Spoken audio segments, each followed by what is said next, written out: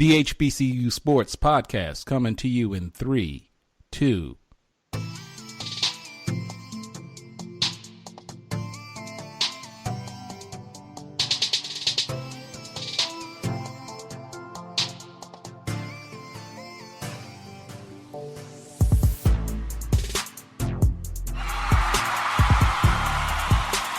Yeah. We are back once again for the 10th time this time. This is the HBCU Sports Podcast. I'm Ken Rashad. He's Jeff Duplessis. That's me. You got me. And it has been quite the week as we now know the results of the second annual Celebration Bowl between Grambling and North Carolina Central.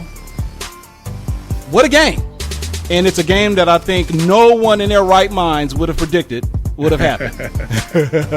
You know? I think that's a safe bet. Yeah, man. Just an incredible weekend of play between the two premier HBCU football teams this year. And, of course, we'll dig in deeper to that in regarding the Celebration Bowl and a couple of other interesting tidbits we'll discuss this week. But again, this is the HBCU Sports Podcast. I'm Ken Rashad. He's Jeff Duplessis. And before we get started, we're going to go through our traditional prerequisites of things that we'd like for you to do for us so that we can continue to do for you. You can find the podcast on the Spreaker platform. That's at Spreaker.com, Spreaker.com. You can do a search for HBCU Sports, and that'll take you to the HBCU Sports Spreaker page. While you're there, follow us. We've only got 5 followers. We're looking for the 6th one. So take a moment to follow us, and you will automatically be notified whenever new podcasts are uploaded to the platform. We also ask that you take a moment to donate to the podcast. We are donation-based. You can go to hbcusports.com/podcast, and you will see the donation button there with all of the other previous episodes. Take a moment to bless us with your donations so that we can continue to be inspired to move forward with the donations and the podcast, because again, it takes time, it takes money to do these podcasts, and we hope that you find this podcast worth your time to be entertained, and most importantly, to be informed and all that good stuff. We are also on the social networks. You can follow us on Twitter. You can follow HBCU Sports on Twitter at Real HBCU Sports. You can follow yours truly at Ken Rashad. That's at KENN Rashad. Jeff Duplessis, they can follow you on Twitter at JMO700. That's JAYMO, the number 700. We're also on all of the other social media platforms. You can find us on Facebook. You can also find us on Instagram and all the other social media platforms that are of interest. But anyway, Jeff Duplessis, Celebration Bowl, man. Now, yeah. The end of the HBCU football season has finally come upon us. We're just around the corner from Christmas, episode 10. We're wrapping up 2016, and yeah, we had a great game last week. As you said at the beginning, probably not what most people expected. Certainly, nonetheless, it was certainly not what I expected. Absolutely, a very well played game. Yeah. The final score was 10-9, and the first thing that came to mind at the end of the first half, the score was 3-0. And I'm thinking, this is, and immediately, I was there, and the folks on, press row were making some very revealing, comments that for Grambling, this was the second straight game in which they had been shut out in the first half. Right. And we think of Grambling as this potent offense all season long, scoring, 45 points a game. I think they were averaging coming into the game. So the last 2 weeks, the opponents found some kind of pixie dust that worked well on them, and but nonetheless, Grambling pulled out a victory, and that's all that counts at the end of the day. I'm thinking, where do you start? Because again, you look at all of the pregame hype. The big story, of course, was North Carolina Central coming in this game a 15-point underdog, and of course, that didn't happen. So whoever voted on the spread, who gambled on the spread, lost that money. They lost that bet. The house won that. But just a lot of So let me ask you this. Let's start off with this. Now that you've had a chance to see the game, what's the first thing that surprised you about that game?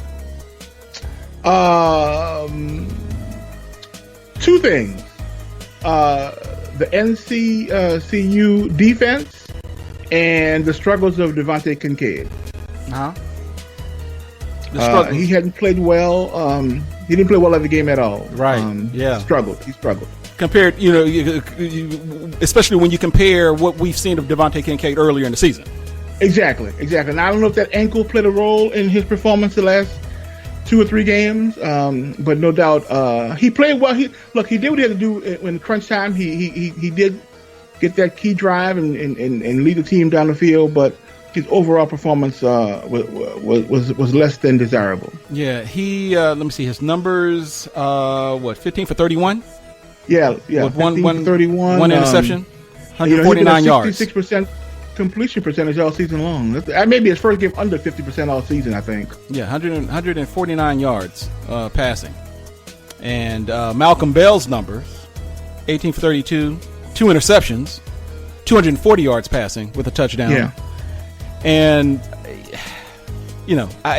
again, nothing at all what we expected. But I will say this, but I think because, and I say this with respect to a number of the comments that were made during the course of the game and after the game about the so-called quality of the game. And I'm sorry.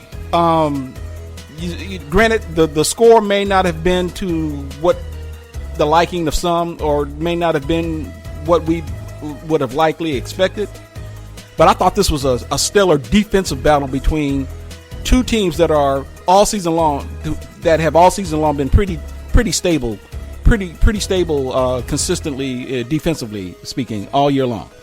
And no doubt. I guess the Eagles played a great defense, and I think Grambling played had a good defensive ball game also. Yeah, so I don't think the more I thought about that, the more I began to realize that, you know what, for all that's been said about how these teams perform offensively, we really shouldn't be surprised that the game turned out to be what it was defensively speaking, And contrary to what everyone has said about Grambling's offense, I have witnessed this team enough to know that it is the defense that has actually outperformed the offense all season long. And the defense doesn't get nearly the amount of credit that it deserves.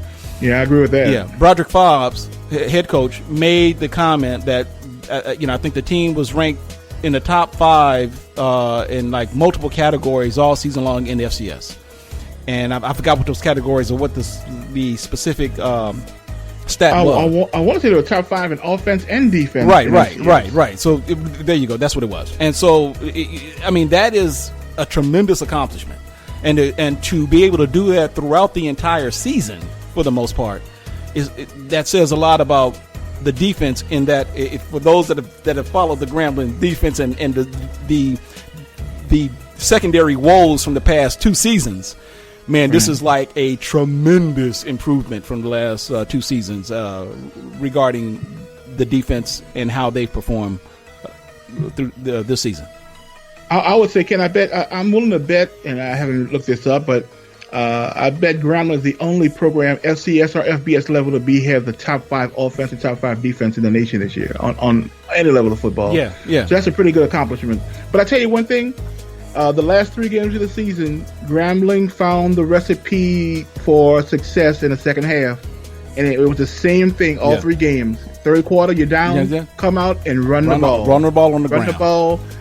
We're going to start with Justin Kelly. We're going to have him pound you, and we're going to come with the scat back, Martez Carter, and let him do the rest. And that worked against Southern, it worked against Alcorn, and it worked against North Carolina Central. I think Justin Kelly is probably the unsung hero of this Grambling offense, especially as we got later in the season, because I asked Coach Fobbs specifically about Justin Kelly, and I think his come-out game was earlier this year against Prairie View in the State Fair Classic, where he ran lights out, was running all over the field.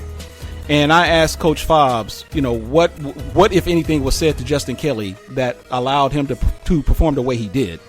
And he just flat out said that they had to remind Justin Kelly that, he's not Martez Carter, and that he is the type of back that we need to run downhill. He's not he's not known for being a scat back.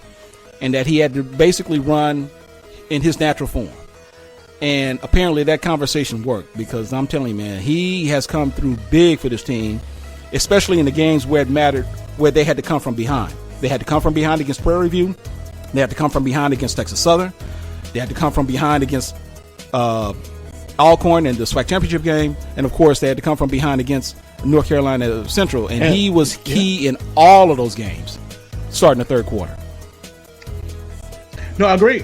Like you said, he was the difference. He's that battering ram, and Coach Fobbs knew how to use him, and he came through. I mean, he kind of bashed him into submission a little bit, and then he turns it over to the scat back, and those guys. It was the same recipe. Look, the last 3 games of the year, it was the same thing, same recipe, and it worked. And something has to be said to Coach Fobbs and the staff for coming up and figuring out that this is what they had to do. This had to be their identity, and it worked. So yeah, Justin Kelly, 12 carries, 71 yards in this game. But I'm saying, and again, those yards were key in that first drive. And even Martez Carter even gave Justin Kelly kudos for the role that he played in that opening drive in the third quarter, in which Martez Carter said something along the lines, well, we saw how Justin Kelly abused them on the ground. They couldn't bring him down. And he goes, and of course, they certainly weren't going to catch me, once he got out in the open field. So, yeah, kudos to Justin Kelly for having a phenomenal year, in which many, to be quite honest with you, doubted him, I think. And I don't know if it was necessarily justified, but he certainly has turned his play around in a season where, this team likely, I think it's safe to say, probably wouldn't be where it is right now if it had not been for what he was able to do, his performance on the field, especially as it relates to the second half. And he will be missed, Ken. He's a senior. He's moving on, so that talent will be missed next year. They got to find a able replacement for him. But Martez Carter, though, has one more year. He'll be back next year. Yes. But again, he is the Martez Carter, Mr. Excitement, that we've seen week in and week out. 113 yards on the day with 1 touchdown, and which was the key touchdown that put the Tigers ahead. But again,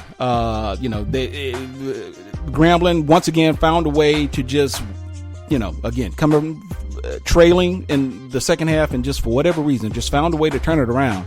And kudos to them for being able to get it done on the ground for a team that, again, everyone talks about high scoring and talking about high flying. And speaking of flying, we're going to talk about that catch of Verlin Hunter, by the way. That we'll talk about that shortly. But again, just being able to get it done. And I think I've made this clear last week during the podcast when I said that, we were going kind of like back and forth, comparing Central to Grambling, and the key players for Central and the key players for Grambling. And I was saying, okay, well, say what you will. I said, Central was good, Grambling was better. And that even if you tried to make Grambling a one-dimensional team, which on paper they are not, they can kill you in the air, they can kill you on the ground, that even if you tried to make them a one-dimensional team, they'd still beat you. And that's what happened. So, so I mean, like I said, this was, I think, granted, some would call it maybe an ugly win. I don't know, but it was still a win nonetheless. And, they got the job done. But I say kudos to the Eagles. They played a game that, a well-played game. No one expected to be within 1 point. It was like, the odds were 15 points or 14 points, whatever you look at. So they came to play, and they have nothing to hang their heads over. It was a hard-fought battle, but, Grambling just came out on top. The one thing that we have to talk about, and, I'm sure he wants this to go away, but we have to talk about the receiver, Quentin Atkinson, who, you already know where I'm going with this. Huh? We have to talk about that catch, late in the fourth quarter. The Central is down, I believe, what the score is 10-3. Right. They're driving, and Malcolm Bell connects to Quentin Atkinson on that pass. He was almost over the line of scrimmage when he threw it. I mean, it was one of those where he had to jump and toss before his body crossed the line of scrimmage. Okay. I watched it over and over. I'm like, ooh, that was close. Yeah, but he didn't. No, it was over. Right, he was right. He was fine. He got the pass, and it was I think it was a 39-yard TD pass, and Quentin Atkinson catches that ball. He was inbound. Right at the back end of the right. He was inbounds, and immediately, I mean, it was an exciting play, and as one would expect, given how the ebb and flow of that game, and knowing what Central had to endure to finally, this is the play that's going to put us back in it. All we got to do is just make the PAT.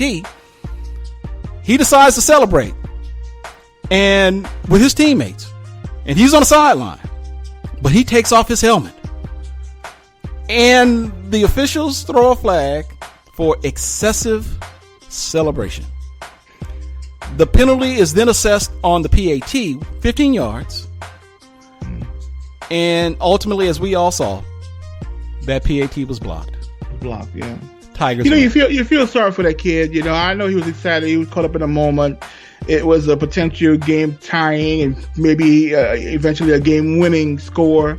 For the Eagles, I feel sorry for him, but he, you have to know the rules of the game, and I think he was more caught up with flashing his Q signs than anything else on the sideline. And but here's the thing. Now, I understand rules are rules, and Ken, you told me. Now I hate to interrupt you, but you said that if he was outside the box. This was what someone said to me. Someone said that penalty wouldn't be a penalty if he was inside the team box on the sideline. But he was not. So I was under the impression, I'm thinking, okay, but he wasn't on the field of play. He was on the sideline, outside of the field of play. And he was in the back of the end zone when he took it off. Well, but he was still on the sideline. And I'm thinking, you're going to really call that? But my understanding is that rule is that if he had taken his helmet off and he's inside that team box on the sideline, there is no penalty. And I just and so and as a result, and it's funny. This goes to show how national TV and the impact that it can have. Because I remember going back to last year, I remember how Tariq Cohen was trending on Twitter, and it was literally like top 5. And he, Tariq Cohen is just running all over the place. He's just, the Braves can't catch him, running all over the place. And Tariq Cohen is trending on Twitter, and now all of a sudden, Atkinson is flagged for excessive celebration, and folks on Twitter went crazy saying, "Go figure." Atkinson was flagged for excessive celebration in the Celebration Bowl, and of all things, the Celebration Bowl, and that trended for quite some time. And unfortunately for him, I mean, oh man, I just yeah. But Ken, I'm gonna say this here. Yes, that was the reason he got the reason why the team got the penalty, but they had a pretty good place kicker, and he should have made that. It was not well blocked.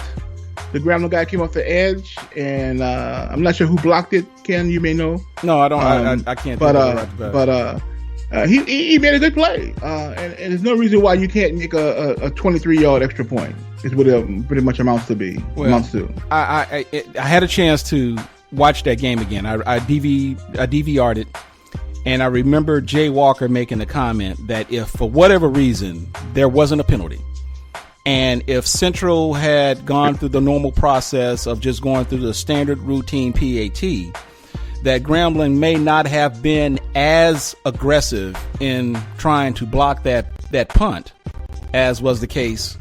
Yeah. Oh, no doubt about that. And I was thinking, really? There's a part of me that somewhat disagrees because of the urgency of what that PAT would have meant, regardless whether it was 15 yards back or not. I'm of the opinion that because they realized, well, if they make this PAT, we're looking at possible tie. Now, granted, there was roughly, 2 minutes left? Right. A minute 49 left. And so there was still time to possibly maybe drive down the field and possibly score. But why risk it?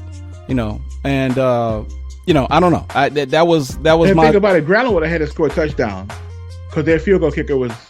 Well, he's pretty much gone for that at that point in time. Well, if maybe, but I mean, he had one, he missed one and made one. So we never know. It just depends. But the bottom line is that they only would have needed, had Central made that PAT, Grambling would have had time, to which ultimately all they would have needed was a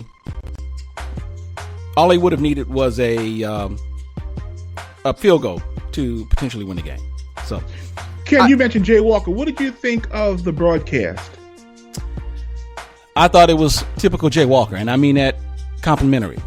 For whatever reason, I've monitored the social media, and I don't know what it is with folks having an issue with Jay Walker and his color. I think Jay Walker does more than a good job. I think, you know, he studies. He's a product of an HBCU. He knows these teams inside and out.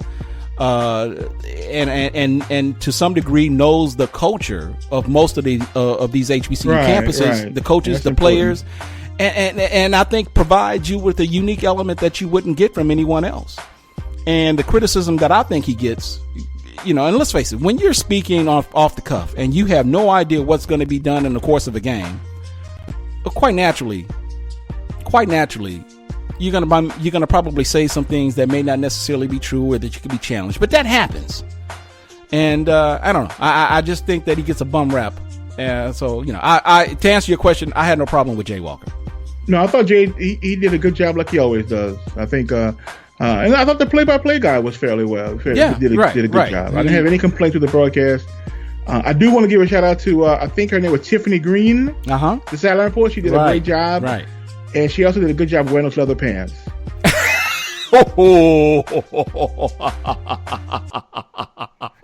Shame on you, gentle player. Hey, you know, gotta say what you gotta say. Okay. Well, okay. So I stopped because we got an audio clip, and I want to take a moment to listen to Coach Jerry Mack in the post-game interview, during the post-game press conference. And of course, my favorite question, and I'm going to, those who've kind of followed me know what my position has been on this regarding the Celebration Bowl. But this is me asking Jerry Mack during the post-game press conference about his Celebration Bowl experience compared to wanting to play in the FCS playoffs. Coach, Ken Rashad, HBCU Sports. After the A&T game, and after A&T learned that they were going to the playoffs, Coach Broadway described that game as somewhat of a consolation. Now that this is the second time that this game is completed and you've had a chance to experience it, what are your thoughts about this game versus the playoffs going forward? I think just over the last few days, the performance and the things that the Celebration Bowl committee and the way we've been treated this entire week, I want to get back to this game again next year. So I would definitely rather come to the Celebration Bowl, speaking right now, just having gone through the experience, than have an opportunity to go to the FCS playoffs. The man would rather go back to the Celebration Bowl than to go to the FCS playoffs to play for an NCAA national championship. That is huge.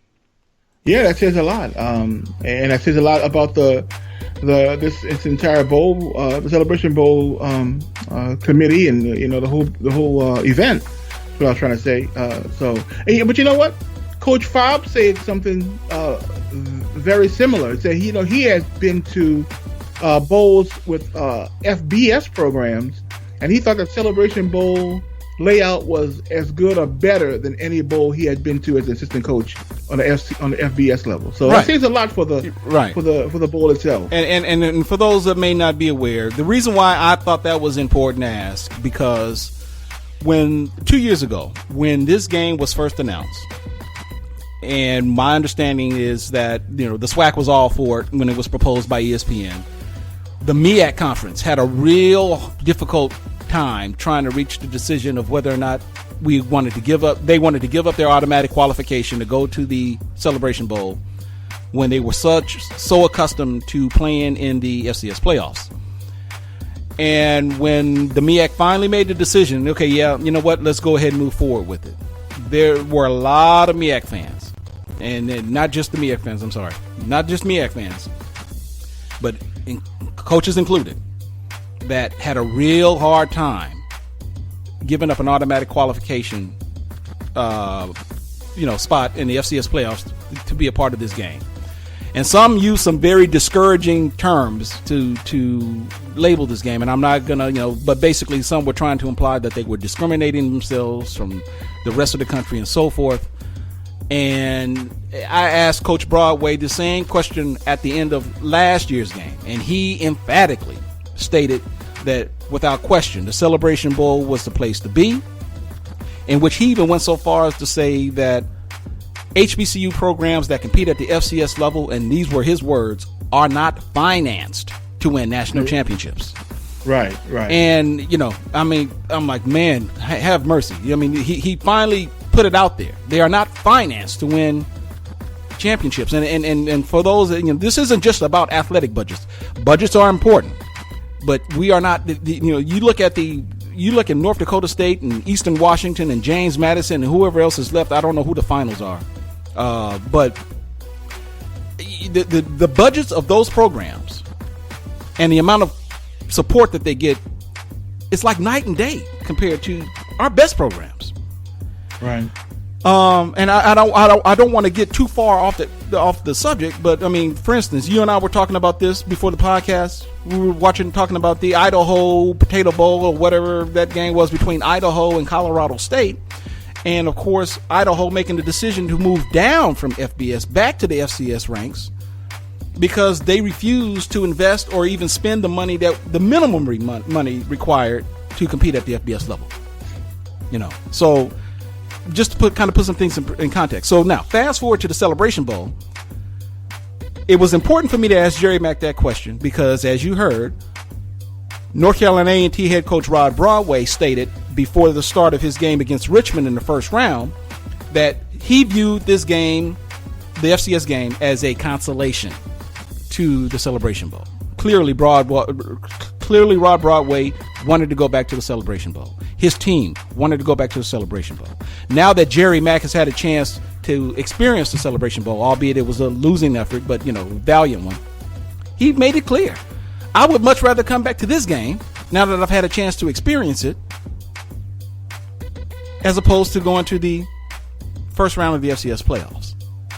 Yeah. Your thoughts? Well, I would say this for the and you mentioned a few seconds ago, those who had some disparaging comments about Celebration Bowl. I think that's just fear of the unknown. They didn't know what to expect. They didn't know what was what to expect in a postseason bowl game. But I bet if you ask Coach Broadway to look at his bottom line from this year to last year, they're better off last year playing a postseason bowl game than going to the playoffs, which they have to pay money either to host it or even it's not the cash cow, and probably lack of a better word, but that the Celebration Bowl could be for a program. So there's more requirements, probably cost the university more money than to play in a Celebration Bowl. Correct me if I'm wrong here, Ken, but that's what I think it is. Am I on the right track with that? What's that? Repeat that again. It costs North Carolina A&T more money to play in the playoffs than it is for them to participate in a Celebration Bowl. It costs, it costs all FCS teams more money. I can tell you now, and I remember Townsend State made this comment several years ago when they made it to, I believe, the semifinals of the FCS playoffs. And they openly, the AD talked about how much money was lost in the process, going each week, making these long extended trips to various places that they otherwise wouldn't that they otherwise would not have had to pay because the NCAA is only going to pay for so much, that was one of the issues that North Carolina A&T talked about, The NCAA is only going to pay for this, but who are we going to tell our other players? I've got how many players that they said they had that the NCAA was going to pay for, But are we really going to tell our other players that they're not going to be able to go to this game after the work that they put in all season long? So A&T lost money in the process. So that's what, and it's not like we've got just a ton of money to just throw away. But again, there is such a tremendous upside to playing in this game on ABC of all things, not ESPN, but on ABC. And we might as well go ahead and talk about the ratings and the impact that had as a result. For those who may not be aware, the attendance, I believe, was slightly down compared to last year. 35,000 plus last year, 31,000 this year. However, the ratings for this game were up compared to last year. I think the initial report that came out was that the Celebration Bowl in its second year, the original rating was a 2.0 on ABC, and that was the overnight rating. And we actually had someone, an official, and I know who it was, from the Celebration Bowl, come to the HBCU Sports Forum to add more perspective to it, because in addition to that 2.0 overnight rating, there was a final rating that came from Nielsen that had the game right about a 1.83. And the individual from the Celebration Bowl added some clarity to this, and that overnight ratings are estimate based upon a select group of Nielsen markets and households, and that the 2.0 number, which was from this year, was up from last year, which was 1.9. The final rating of 1.83, which was up from last year's number of 1.71, means that approximately 1.83% of the TV households were watching the game on average. Okay. So, just something to consider. In addition to that, keep in mind that he made it clear that the viewership number that Nielsen reports is an average. It's not total. And that this year's game averaged north of 2.72 million viewers, including streaming on Watch ESPN, which was up 6% from the 2.56 million last year. So, and another plus was this year, this game was on the Armed Forces Network in 140 countries. Last year it was not.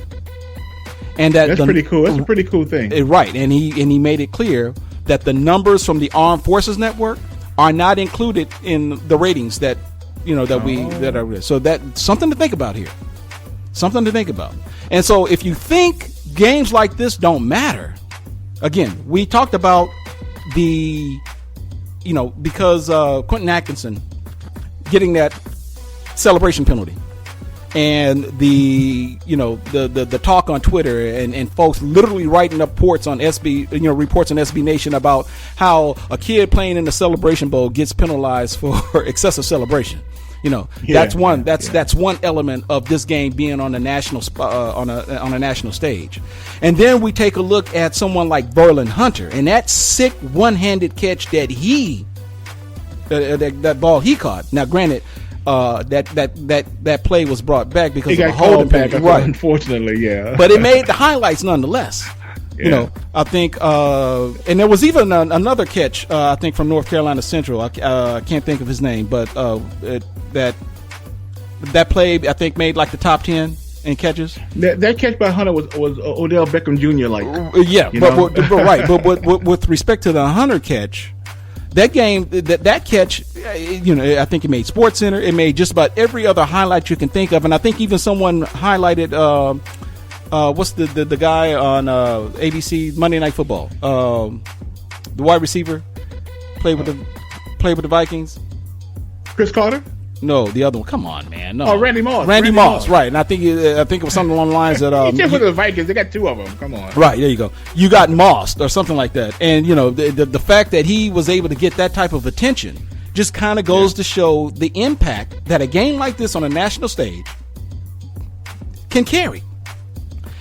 And so the reason why it was important, and we've got another quote here, because the one thing that people made a huge fuss about, and I understand, it's kind of how we are as HBC fans, and I look, and I do it too. People talk about attendance, and people take pride. Those of us who follow, HBCUs, we know that on average, HBCUs, as it relates to the FCS games, on average, nationally, they do better than most of the other FCS conferences. But one thing to put this all in perspective, and I know people say the attendance was down and everything, but this really is a made-for-TV event. As you have said before in the past, it's owned and operated by ESPN. ESPN.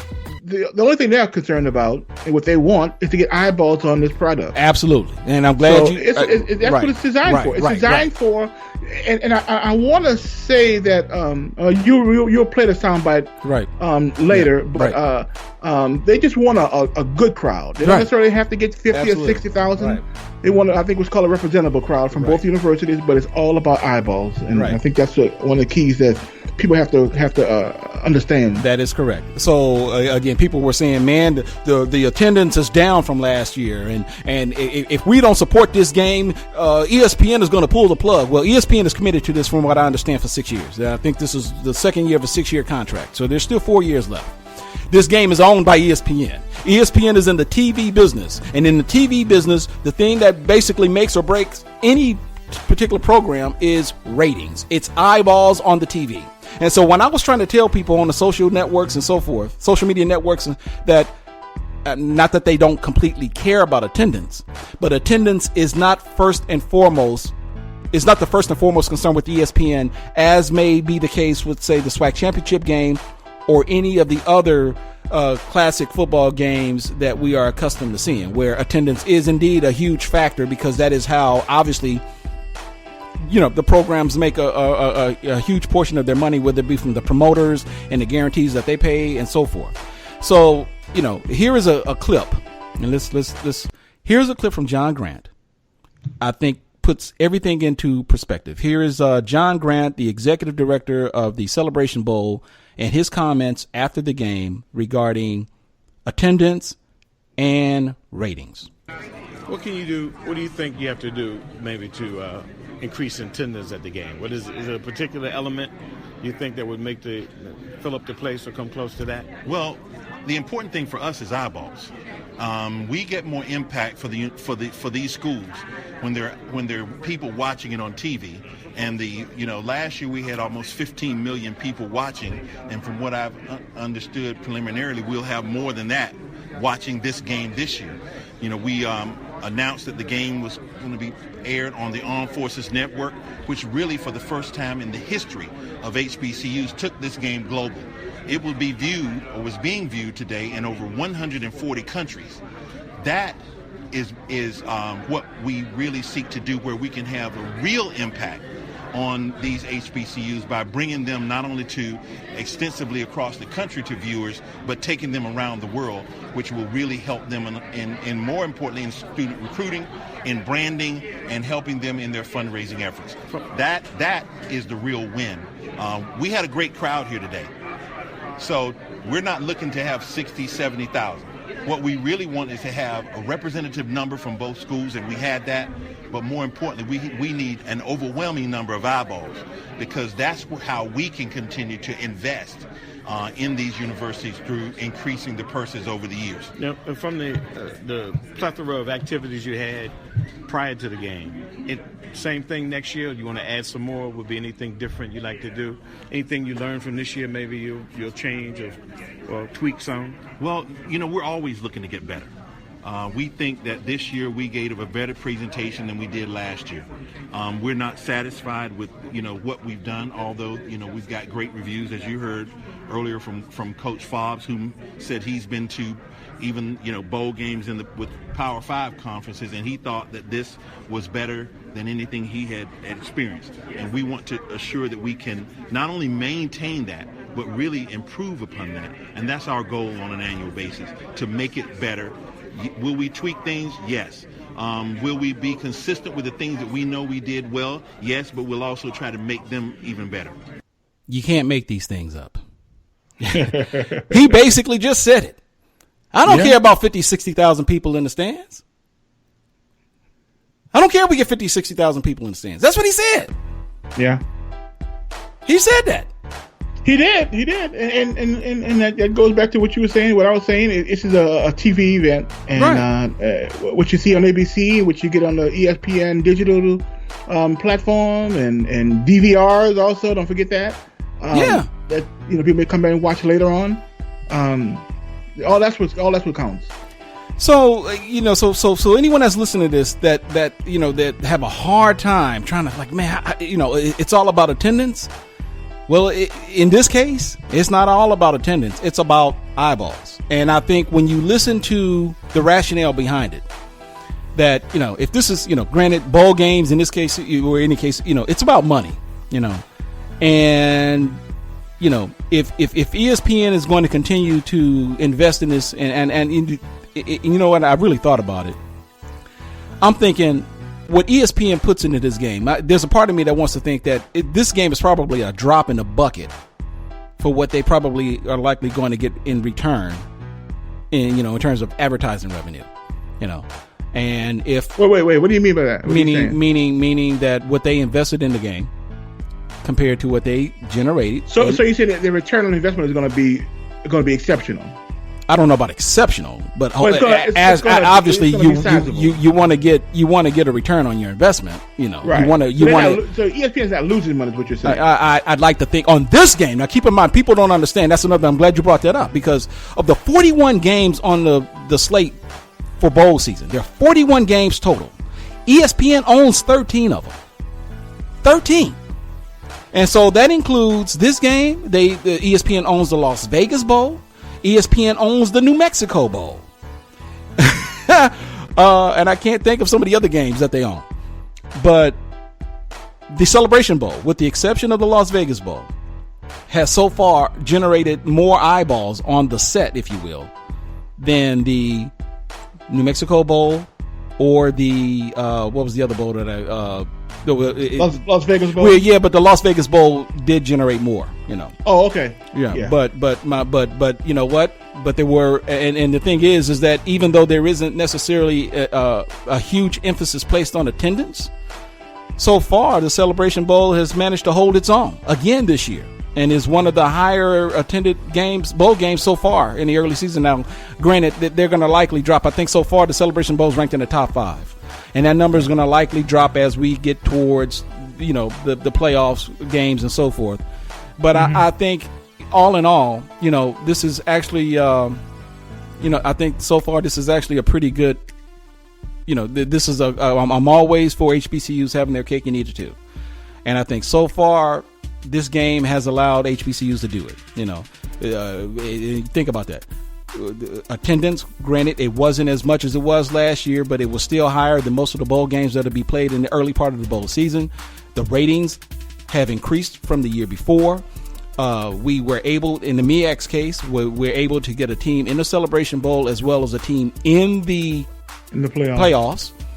And this is it's trending in the right direction for HBCUs. Now, with that said, and I know some are going to probably, they'll probably find something negative to say about this, but I think it is important that we talk about tickets, and people need to kind of understand what this is about. Now, the commitment that ESPN in terms of bowl payouts with the MEAC and SWAC on as it was presented to us, that the conferences both get $1 million each from ESPN to participate in this bowl game, with obviously the teams, the two participants, getting a lion's share of that money. You are rewarded by getting a larger portion of this payout because you actually made it to this point. That's understandable. But that's up to the conference to decide that, right? Well, my understanding is that ESPN contractually wants the conference champion of each conference. That is it. Whoever your conference. No. What I'm saying, the payout. So, the $1 million the SWAC gets, they elect to give Grambling a little more. Right. Now, I have heard that is one of the things I want to be careful, because I've heard that it is up to the schools to determine how that payout is given. It's the conferences that determine. The MEAC will determine how much North Carolina Central is going to get. The SWAC will determine how much of that $1 million that Grambling is going to get. But here's what we do know. That payout is basically broken down into tickets and cash. So while ESPN is committed $1 million to each conference, I think in terms of cash, the actual amount is $800,000 per conference, with $200,000 in tickets going to each of the participating schools. And if any of you, whether you are, with Central or Grambling, you may have heard administrators from the schools expressing, emphasizing, please buy the tickets from us.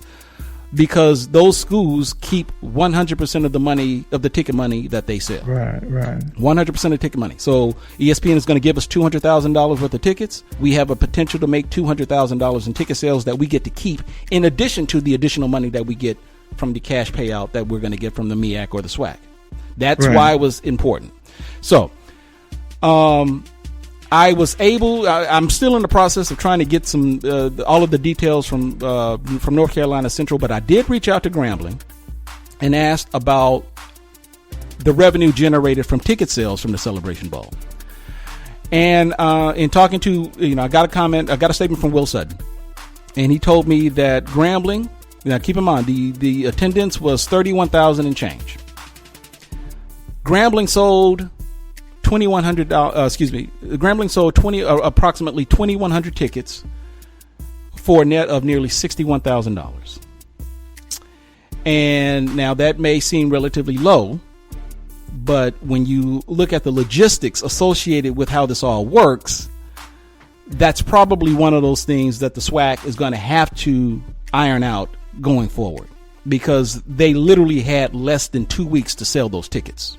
Now, do you trust the SWAC to iron that out? Well, let me put some details on this, okay? Because I know folks are going to be listening to this and saying, here are two Grambling guys here trying to make excuses for why supposedly Grambling didn't support, and that's not the case. I mean, if Grambling folks, if Grambling sold 2,100 tickets, then how do you account for the other 31,000 tickets? There were 31,000 in attendance, so obviously there were more tickets sold from other outlets than just, you had the option to buy directly from Grambling.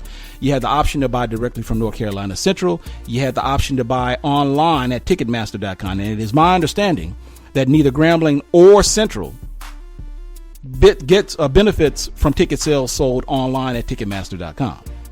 If you are a person interested in wanting to buy tickets to this game, then that money benefits, I guess, the Celebration Bowl, directly, and not necessarily Grambling or North Carolina Central. So I want to make that clear. Now, again, each school gets $200,000 worth of tickets. Okay. Mine, Grambling had literally, I think they got their tickets. The Celebration Bowl was that Saturday. My understanding is Grambling didn't get the tickets until like later in the week. So you literally have Sunday, Monday. They didn't get tickets, I believe, until that Wednesday after the SWAC championship game. So at this point, you literally have a week and a half to sell as many tickets as you possibly can. Meanwhile, you go to the MEAC and North Carolina Central. North Carolina Central had literally a month to sell tickets. And in addition to that, North Carolina Central was able to sell their tickets online. Now, it wasn't through Ticketmaster. I don't know the name of the venue. But North Carolina Central had time in which they were able to sell tickets that an individual could go to their site, buy tickets through North Carolina Central, and literally choose the seats that they wanted. Whereas Grambling, because again, this isn't done digitally. I think the SWAC sent these tickets out to where here are your tickets, go sell them. And so my understanding is that individuals literally had to call the ticket office, the old-fashioned way, where you got the seating chart of the Georgia Dome, and say, okay, I got seats for you here in section this and section this, and this is going to sit you between the 30 and 40 yard line. Well, that's kind of that's a rather mundane way of selling tickets. So, I want to put that there, that Grambling likely could have sold a lot, because I'm also of the belief too that there were probably some Grambling folks that said, you know what, I can't get in contact with anyone at the ticket office. And this isn't, again, you got tickets coming in at the last minute and people trying to travel. You got, sometimes the lines may be busy. You can't, you got this mad bum rush for people wanting to buy tickets to the Celebration Bowl.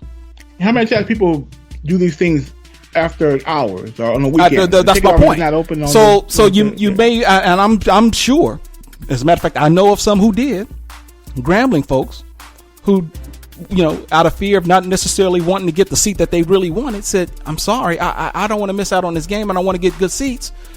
I'm going to go ahead and buy my tickets on Ticketmaster, where you can choose your seats. And as a result, Grambling doesn't get that revenue. Neither school gets that revenue, to my understanding. that goes to the Celebration Bowl and, whatever the money, the revenue that, the bowl game generates and so forth. So that's why it is important. And my understanding is that this is kind of like, this is standard for all bowl games in which schools, being able to sell tickets as a part of that so-called guaranteed payout. A lot of that guarantee per se is based upon the number of tickets that you can sell to support the program. This is no different. So it's very important that people understand this, and that, that's one of those logistical issues that the SWAC is going to have to be able to work out. We don't have as much time as the MEAC does because of our SWAC championship game to sell tickets, but we need to put a way. We need to put in a system in place that as soon as you guys know who's going to represent the SWAC in the Celebration Bowl, we need to have this up and running within the next, day or two, so that we can maximize on selling tickets as much as possible. So I just thought that was important. Thank you, Will Sutton, for sending that information to me, and hopefully this will be valuable information for individuals next year. That part of this payout, if you will, is you being able to buy tickets directly from the programs. And even if you aren't, and hopefully if you can get online and you can get your tickets, if you're not necessarily a alum or a fan of either school, but if you just simply want to either support the SWAC or you simply want to support the MEAC and you realize that these schools need the money, then maybe the SWAC can have a more organized. And I'm not trying to be critical here. All I'm saying is that this is a big game. There is a huge demand for it, and unfortunately, more can be done. A better job of getting this done. And, I'm not trying to throw anybody under the bus here, but clearly this is something that needs to be addressed going forward, and a system needs to be put in place. Maybe the SWAC can say, well, maybe they can work something out with Ticketmaster. You already know what the lay of the land is. The layout is with the Georgia Dome. Of course, they're going to be playing in a new stadium next year, by the way. This is last year that was going to be in the Georgia Dome. They would be in the Mercedes-Benz Stadium next year. But anyway, maybe there is a way that the SWAC can coordinate whatever the school is that, okay, we know who the winner is, and now these tickets are now available online for sale, in which obviously the proceeds are going to be, I don't know how that works, but clearly to only have a week and a half and to sell 2,100 tickets and you don't even have an online option, that's going to impact your ticket sales and the revenue that you receive. You want the conference and the school to maximize their revenue. Yeah, right. So that's just something. So it was important to put that out there, and I guess maybe that's a somewhat of an inside look of the business of the Celebration Bowl, because we hear the numbers. Each conference gets $1 million, but I thought it was important for us to kind of break this down. And that, granted, most of that is cash, but there is a certain unique caveat that goes along with that, in which each school still has to do its own unique, individual role to maximizing the revenue that could potentially come from this game. So, hopefully that will be something that the schools and fans who really support this game will consider for next year. Agreed. Yeah. So, I know that may have taken a little bit more time than we planned, but I thought it was necessary to go into detail. We got a few minutes left, and I think we're going to kind of move away from Celebration Bowl, because there was some interesting news, Jeff, that came out about our favorite, one of our favorite schools that follow us on Spreaker. Oh, okay. Yeah. Well, how about that? It appears that Talladega College, the marching band at Talladega College, the marching tornadoes. The marching tornadoes. They are going to march in Donald Trump's inauguration parade. They said so. They made the announcement on Facebook. I think it was yesterday. And this was from yesterday. This was from the Talladega College Tornado Marching Band Facebook page. It says, "Now hear ye, hear ye. The Grand Tornado has been chosen to participate in presidential-elect Donald Trump's inauguration parade." This is a quote, by the way. "This is a momentous achievement not only for the college and the band program, but for the entire state of Alabama. Keep us in your hearts and prayers as we vow to make you all proud. All hail the great tornado." we march on. And don't be too hard on us on social media, please. Oh, too late. Ain't no kidding. They have a good band. They have a Look, it's an excellent band. Look, for a small private university, a non-football university at that, that makes it right. stranger. Yeah, so I mean, look, kudos to them for being able to, find a unique niche, that adds to the brand of the university and so forth. But they are getting praise from supporters, and they are getting slammed by, I guess, maybe supporters. And I am not going to take a political stance on this. I get it. I understand. And I think it's important. And, I don't know what the process is in and out. I do know that this is one of those issues where I think you have to apply. I think there's a process to where if you want to march in that parade, you have to apply to march in it. And I think when the application process is open, it's open before Election Day, in which there is a deadline after Election Day. And I think in this case, it was December 5th. So, I think you and I have both read those stories where there were a number of Washington area DC bands, Howard, Bowie State, University of Maryland even, saying, thanks, but no thanks. Even the DC high schools. Yeah, even the DC high schools, right. And I read one report where I don't know if it was the AD or someone in the admin saying, well, we got budget issues. I just say, and of course it's like, but one guy was saying, well, I don't think we want to comment on this too much because, we don't want to lose our jobs, knowing that chances are it was probably politically driven based upon ideology. So, but you know what? Hey, if Talladega's happy about it, kudos to them. Now granted, there hasn't been an official statement posted on the website. This is just from the Facebook page for the band. Yeah, right? yeah. And I don't know. I'm just saying. They're gonna march in the parade, Jeff. They're gonna march in the parade. Hey, I have no problems with them doing it. If that's what they decide to do, if that's the university and the band members are good with it, I'm good with it. Yeah. It's a prestigious moment. Sometimes you gotta put ideology things and put partisan things aside. It's about the country. Yeah, so. Understood. So you know what? Kudos to Talladega. You know what? Yeah, we're gonna show them some love.